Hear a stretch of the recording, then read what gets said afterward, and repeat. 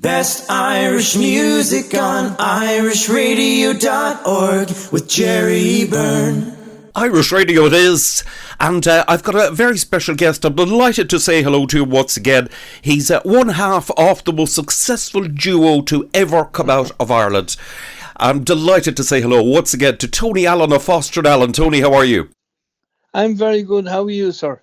Not too bad at all, not too bad. That's good, that's good. I haven't seen you for a while, but it's good to talk to you again. Indeed, Tony, indeed. Tony, listen, you've had an exciting life, I'll have to say, with Foster & Allen. I mean, you've toured the world, and you've had success upon success for heading on 50 years, or 49 years at this stage.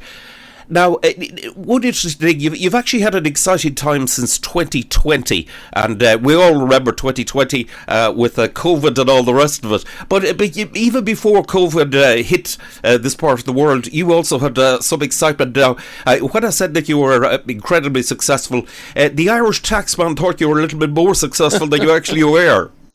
Well, if I was as successful as he thought I was, I would have been well retired at this stage with my money put away. But unfortunately, that's not the way it was. Yeah, Mick and I had a problem with revenue.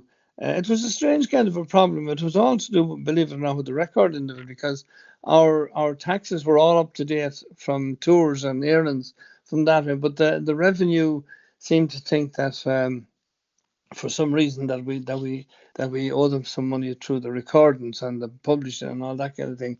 And it started with a bill for about 150,000 and finished up in their eyes. They said we owed them 4.5 million apiece. So we had to say, well, look, if we owe you 4.5 million, that means we've earned an awful lot of money that we don't seem to have. But anyway, we decided at that stage then to go bankrupt. And in Ireland years ago, if you went bankrupt, it was 13 years. But when we went, it was a year, but it lasted for 3 years. And my birthday was on the 24th of February, and I finished my bankruptcy on my birthday.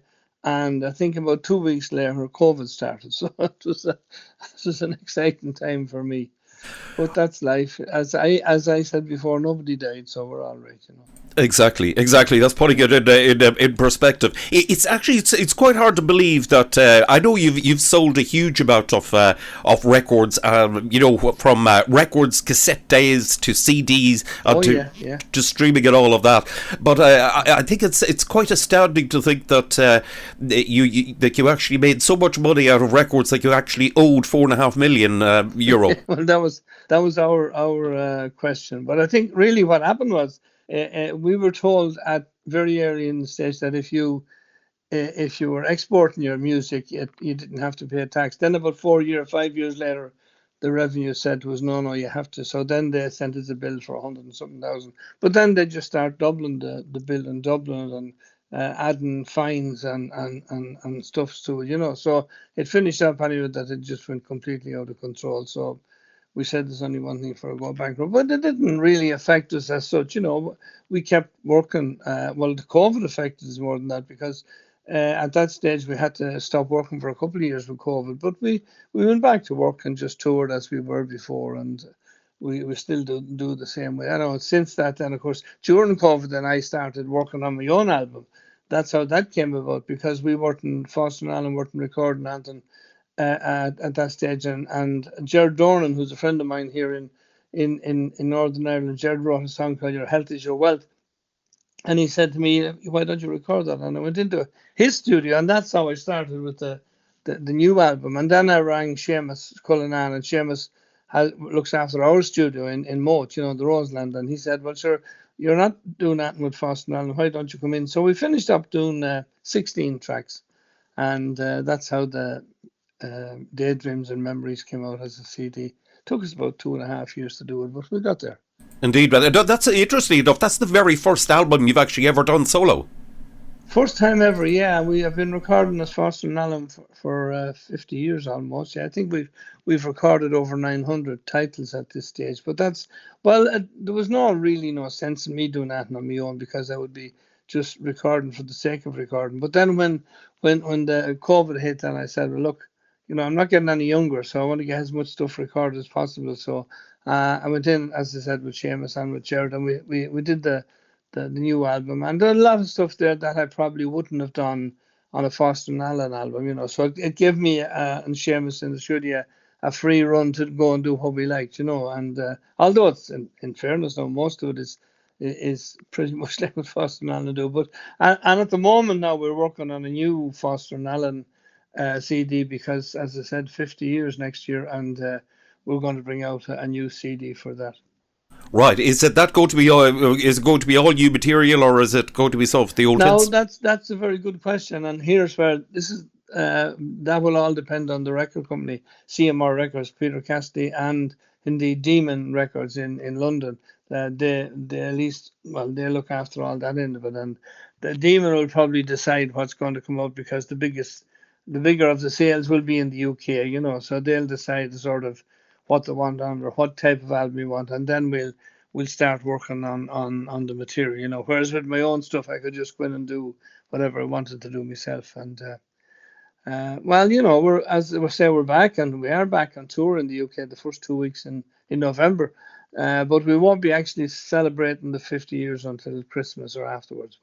But hopefully we'll have the album ready for that tour in November. Excellent stuff. Now, I must say, one of the first songs you released was Gerard Durnan's "Your Health Is Your Wealth," and the latest single that you've out is "The Town of Athlone." Yeah, a song written by Kevin Sheeran. Kevin and I grew up kind of in the same. Well, he grew up one side of Moat, and I grew up the other. He grew up a few years ahead of me, but I've known Kevin since I was about 15 or 16. Fabulous songwriter. He wrote Nancy Miles for us years ago on My Father's House, and he wrote I Don't Want to See Another Town, which is a brilliant song as well that Ray Lynham covered. And Kevin had written. He was doing an album with his family. He recorded an album, he said, 35 years ago of songs. So he decided to do another one, and he sent me two songs, and the two songs are on the new CD, and The Town of Athlone is one of them. So it is really a beautiful song, and Forever Together is the other song. I thought it was a great song. Kevin has it on his own CD, but he said to me, that he was delighted that I did it, and that it's I just think it's great. And I got a lot of reaction to it and stuff like that. So I said we'll bring it out as a single. So it's actually gone into a couple of the Irish radio charts. So it's getting a bit of response, which is nice. Indeed, it is. Indeed, it is. Hey, there's a major changes in music in that it's going now towards streaming platforms and downloads, etc., and not so much physical sales. Well, absolutely, yeah. I mean, very, very few people have CD players. Some people still have one in the house, but near enough nobody has them in the cars anymore. It's all. But it's still, people are still listening in. It's just that nowadays, you see acts coming into Ireland, especially coming into Belfast and selling out the Odyssey maybe with 6 or 7 or 8,000 people, and you never heard of them. But that's because it's all on downloads and the internet. But the Irish stuff, our stuff is still being played and still getting a good bit of play. And of course, a lot of the older people that would be buying CDs, they are all getting tuned into the computers and the internet and stuff like that. So it's not dead by any means. It's still mad alive. And there's an awful lot of fabulous new acts in Ireland here coming along. And they're all seem to be working. Now the scene has probably changed a bit. The dance scene is changing, but the concert scene is very, very good in Ireland at the moment. All the acts are going out and doing concerts, and of course the trips abroad. I did 2 spots. I did one with Cleona Hagan. She went to Spain for a week with a crowd of people for a holiday, and then Derek Ryan went to Spain as well for 2 weeks. So, and it was amazing. A lot of younger people going on them, and it is moving. It's moving and moving fast, which is nice. Indeed it is. And then, of course, in Ireland you've got the social dance scene, which is vibrant as well. It is. It's still very, very good. There's still a lot of people. What we used to call the showband type dancing, I suppose, is quieting down a bit. A lot of them are now going into to concerts, and a lot of them are going into going on these trips as well. And of course, a lot of the acts like Jimmy Buckley and Sean Cuddy and people like that, they all have their own dancing weekends here as well. So like there is plenty of places to go. It's not like years ago when you went out dancing maybe every Friday, Saturday, or Sunday, or something like that. But it is happening. Still going good. Indeed it is. Indeed it is, and great to see it as well. Tony, listen, it's been Oh, lovely. yeah. Lovely to catch up with you. Lots of success with the new album, which I know is going well, and also with your further work with Foster and Allen. Lovely to talk to you. Yeah, thank you. And look, we'll be over probably promoting the new Foster and Allen CD, and we'll call and see and have a chat and have a bit of crack.